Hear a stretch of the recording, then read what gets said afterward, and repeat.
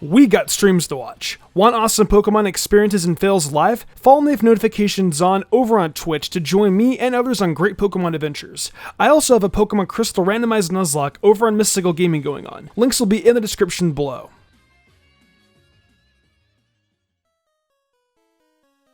Ever since Pokemon Red and Blue, players have been presented with the option to add an ancient Pokemon to their team in the form of a fossil Pokemon. Each fossil Pokemon has its own unique charm that makes them the way they are, rock ancient creatures. Nowadays, we have 15 different kinds of fossil Pokemon, and I want to look at them all and rank them from weakest to strongest, which is exactly what we're going to be doing today.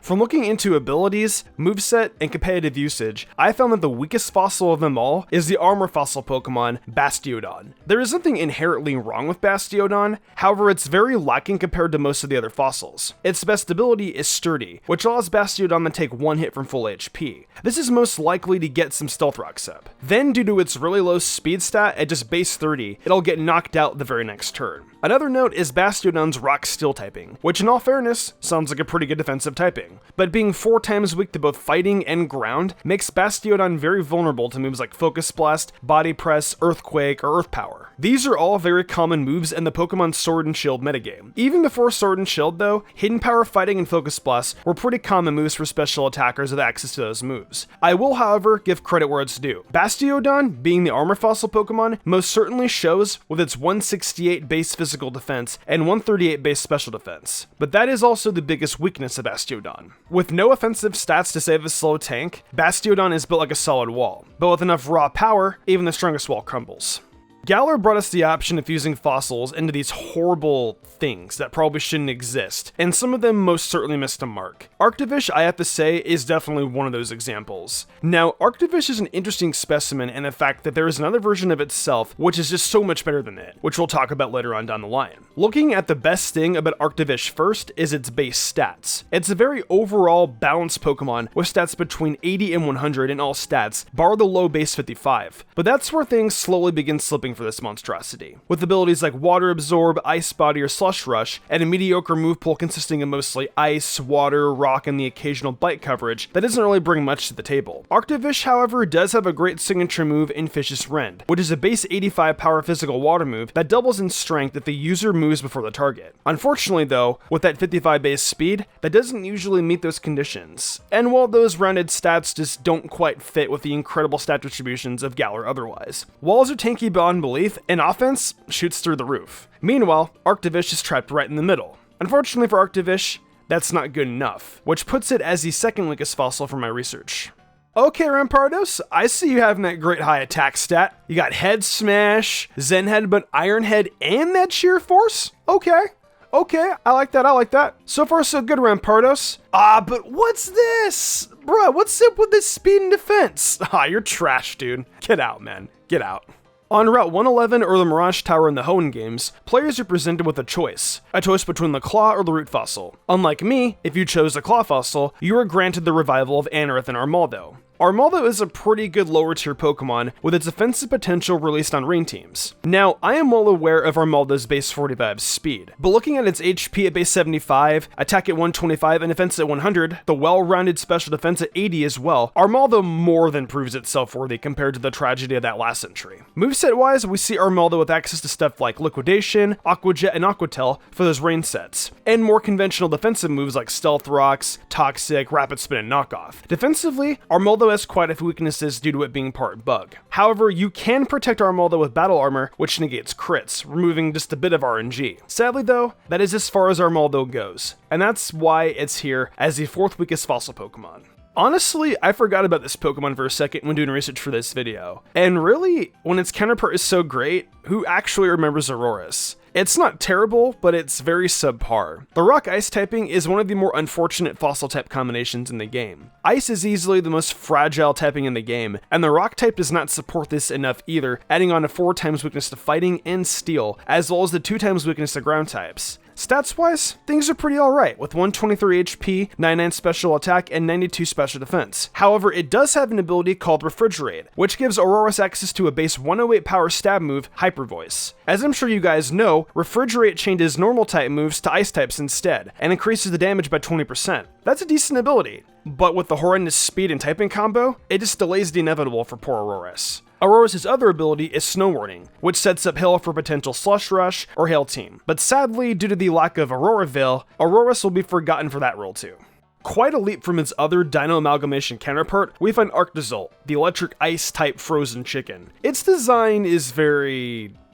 yeah, moving on. Design aside though, Arctozolt has improved quite a bit on what Arctovish did wrong. Firstly, it has Bolt Beak as stab, and that's quite impressive. Unfortunately, just like Arctovish though, seeing Arctozolt taking advantage of that full power Bolt Beak is unlikely, due to the fossilized dino part giving Arctozolt base 55 speed. I really wish the Arctos were just a tad bit faster. That or the Arcto version's got a signature move that took advantage of being slower than the target. Looking at the other moves Arctozolt is capable of learning aside from Bolt Beak, we find Avalanche, Icicle Crash, Wild Charge, and some coverage in other moves like Rock Slide and Stomping Tantrum. Over on the stats side, we see that Arctozolt has 90 base HP, 100 base attack, 90 defense and special attack, and 80 special defense. Again, just like Arctovish, it's got a very well balanced stat distribution, but its lacking speed makes Arctozolt just fall a bit short.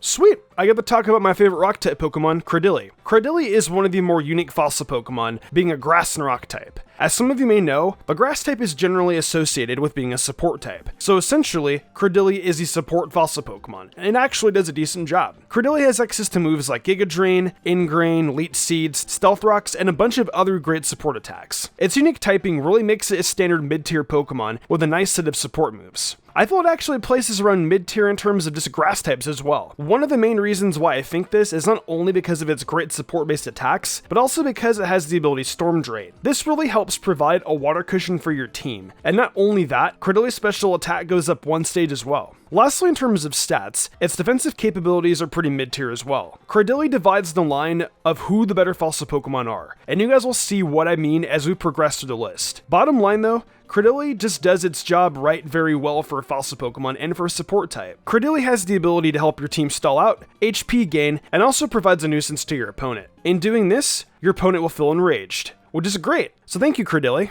Up next is the first of the rock and water type, Carracosta. Carracosta provides you with a very high physical attack stat, a high defense stat, and an average special attack stat. For abilities, it comes of Solid Rock. Solid Rock softens up super effective attacks by 25%. Possessing these two great things also gives us a third.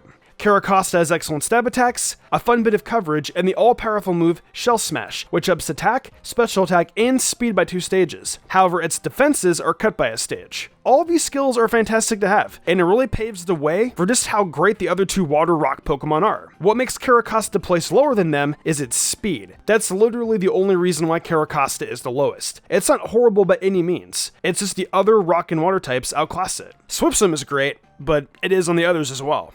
The next best rock and water type is Omastar. Now I will explain why I put Omastar above Carracosta. Omastar is above for 2 important reasons. One being its speed, and the second being able to be more efficient at setting up Shell Smash. Think about it like this. Omastar needs only 1 Shell Smash to get by most threats, whereas Carracosta will need 2. With that being said, Omastar is just more efficient. That's not the only reason Omastar is great though. It does have some great special attacking power. It's stacked with moves like Hydro Pump, Scald, Ice Beam, and the best one, Earth Power. And if you think I'm done here, you're mistaken. It's also got decent utility in the hazards department. Stealth Rocks, Spikes, and Toxic Spikes are pretty key moves to have. Having both these qualities gives Omastar more value, having more options available to use. So Omastar is pretty great. However, this one last rock and water type takes the cake.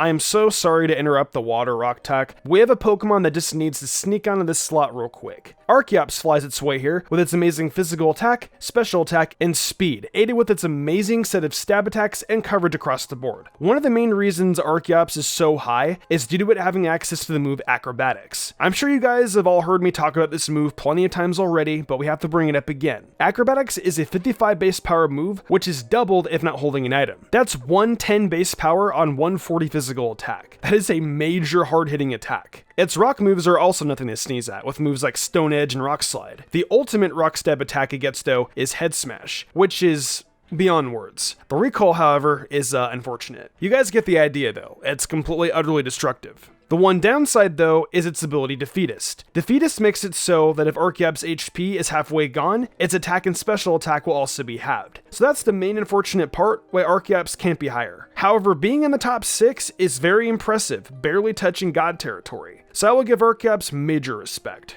Stepping up first into the fossil god territory is Kabutops, the best of the rock and water type fossil Pokemon. What sets Kabutops higher than Omastar and Carracosta is its 80 base speed in combination with Swift Swim. I mentioned all 3 of these Pokemon earlier having access to Swift Swim, but Kabutops utilizes this ability the best out of the 3. While Kabutops doesn't have Shell Smash like the other 2, it really doesn't need it. Swift Swim, its speed, and its attack stat are already good enough to be able to assess most threats. To aid with my previous statement, Kabutops also has a nice move pool too. It's got Stone Edge, Earthquake, Waterfall, X-Scissor, etc. To go even further beyond, Swords Dance is also available to you, enhancing Kabutops' attack by 2 stages. Having priority Aqua Jet in the rain also helps its case. Carracosta has it too, blah blah, yeah I know, but Kabutops just uses it better. I think now at this point though, I've explained enough about why Kabutops is God material, so let's just move on.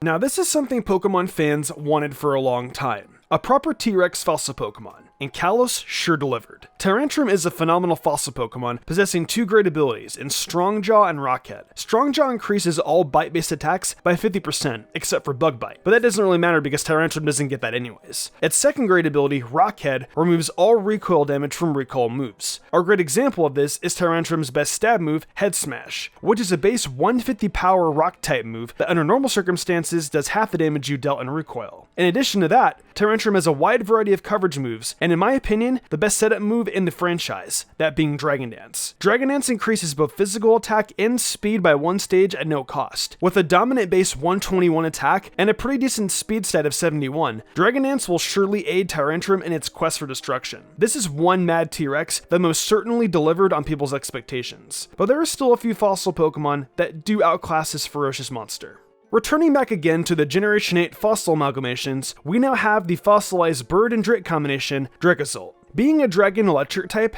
gives Dracozolt a lot of coverage to play around with, like Fire Fang, Earthquake, Stone Edge, Rock Slide. For stab, it has moves like Dragon Claw, Wild Charge, and now the more important, Bolt Beak. All you need to do is slap a Choice Scarf on this bad boy with its 75 base speed, and watch Dracozolt slap a few opponents real hard if Bolt Beak connects. Unfortunately, that is a big if. Dracozolt's best ability by far is Hustle, which increases Dracozolt's physical attacks by 50% at the cost of reducing the accuracy of moves by 20%. But don't let that intimidate you. Pokemon like Durant have used that before, and it gives results when you connect to your moves. Looking at the rest of the stats, we see Dracozolt has 90 base HP, 100 attack, 90 defense, 80 special attack, and 70 special defense. Those are again very average, but between Hustle and Bolt Beak, and behind a Choice Scarf, Dracozolt lifts this interesting creature into a proper threat on the field.